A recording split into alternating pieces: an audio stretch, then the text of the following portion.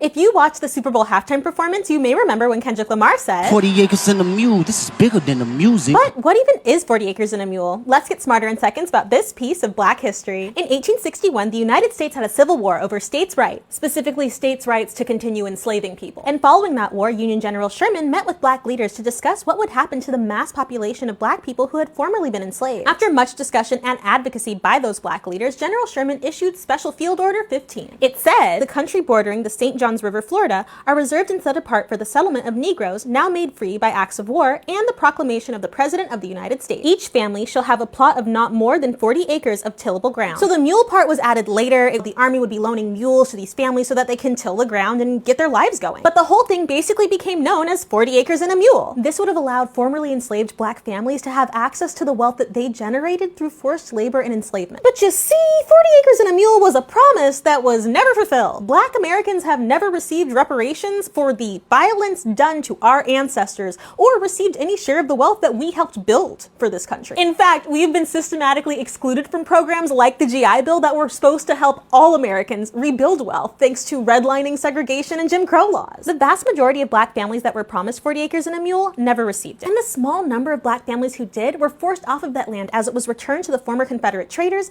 and they were forced into sharecropping agreements. Sharecropping was a completely racist and unfair institution in which Black tenant farmers were provided a share of the land and a share of the crops for little to no pay in exchange for working the land. With lynchings, Jim Crow, segregation, and racism, it was basically slavery part 2. Due to the incomplete nature of how Black history is discussed and taught in the United States, many people are under the false belief that 40 acres and a mule was carried out and that Black people have received reparations. But we haven't. You can learn more about how Black families resettled following the end of enslavement and more in my Black history book, Making Our Way Home, The Great Migration, and the Black American Dream, including an in-depth timeline, key terms, and key figures. You can probably find it at your local library. Smarter in seconds.